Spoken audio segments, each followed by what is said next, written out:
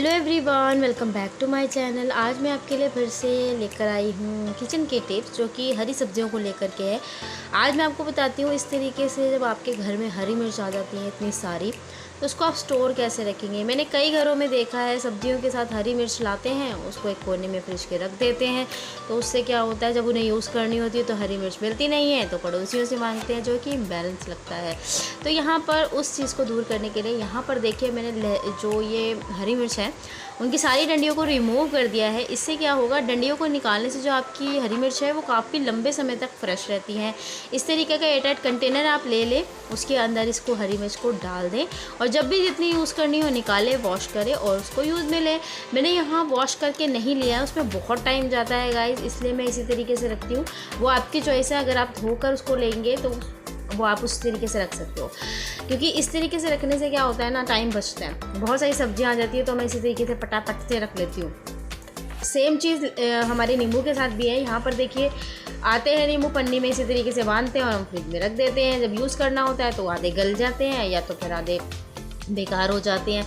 तो इसको हमें इस तरीके की टोकरी लेनी है जो कि प्रॉपर तरीके से जालीदार हो, जिसमें अच्छी तरीके से प्रॉपर हवा जो है गुजरे।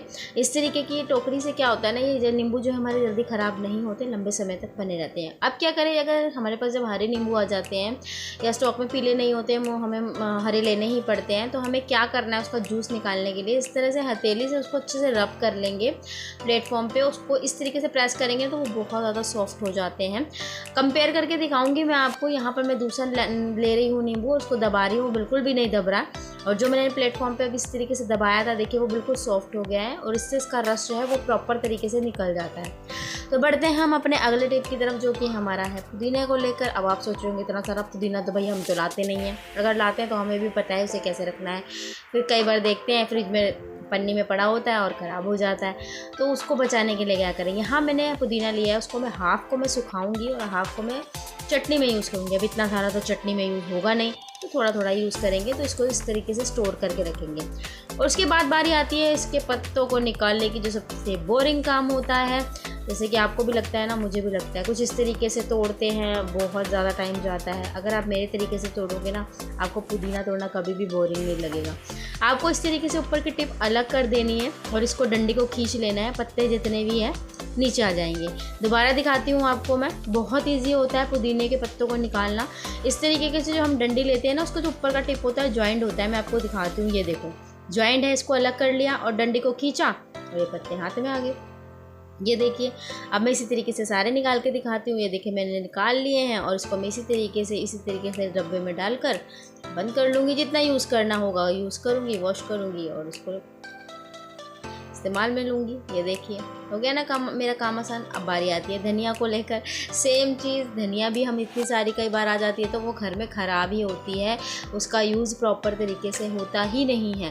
फिर हमें ज़रूरत पड़ती है यार, पड़ोसियों के घर से मांग लाते हैं थोड़ी सी, नहीं तो फिर बाजार फिर से जाते हैं लेने। तो वो चीज़ ना करें, इसी को इस्तेमाल तरीके से करें तो ये आपकी लंबे समय तक चलेगी। इसकी जो टॉप्स हैं इसको पकड़कर हमने देखिए सबको इकट्ठा कर लिया है इस तरीके से। अब मैं इसके डंठल जो है एक बार में साथ के साथ सारे ही काट दूँगी। अगर आप इस डंठल को यूज़ में लेना चाहते हैं तो ले सकते हैं, वॉश करके सूप वगैरह में डाल सकते हैं, बट मैं इनको डिस्कार्ड कर देती हूँ, मैं यूज़ में नहीं लेती हूँ। तो यहाँ पर मैंने धनिया है जो सारी, उसको मैं बारीक बारीक कट कर लूँगी इस तरीके से। पता है क्या, तो जब भी आपको यूज़ में लेनी है आप निकालो, धो और उसको इस्तेमाल करो। इससे झंझट ही नहीं होता, निकालो फिर बिनो, फिर हर सब्ज़ी में डालो। इस तरीके से ढक्कन का एक कंटेनर लेंगे, इसमें लिड अच्छे से तरीके से टाइट से लग जाए और उसमें इस तरीके से आपको धनिया को डाल लेना है। जब भी यूज़ करना है, जितना भी उतना निकालिए, धोइए और यूज़ कर लीजिए। हो गया ना काम आसान। अब अगली बारी जो है वो है मेरी लहसुन और अदरक को लेकर। वो भी मैं इसी तरीके से सेम चीज़ करके रख लेती हूँ, क्योंकि मैं फूडी हूँ और मुझे खाने का, पीने का, बनाने का बहुत शौक है। तो कभी भी मूड हो जाता है और मैं लहसुन हर चीज़ में पसंद करती हूँ। तो इसी तरीके से कंटेनर में मैं लहसुन को पील करके रख लेती हूँ। ये ख़त्म होने लग रहे हैं, पर फिर भी मैं आपको दिखा रही हूँ कि मैं इसी तरीके से इसको रख लेने वाली होती हूँ। और मैं बाद में इसको छील कर मैंने इसको फिल भी कर लिया था। तो यहाँ पर मैं देखिए अदरक ले रही हूँ, उसको मैं इस तरीके से छील लेती हूँ।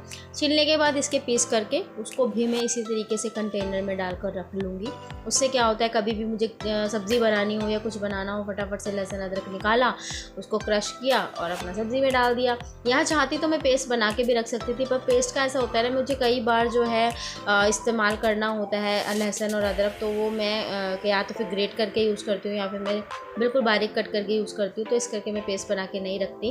इसी तरीके से इसमें रख के और इस तरीके से इसके जो छिलके हैं उसको आप चाय में यूज़ कर सकते हो। वीडियो थोड़ी सी भी अच्छी लगी हो गाइस तो प्लीज़ मेरे चैनल को सब्सक्राइब कीजिए, लाइक कीजिए। Thank you for watching.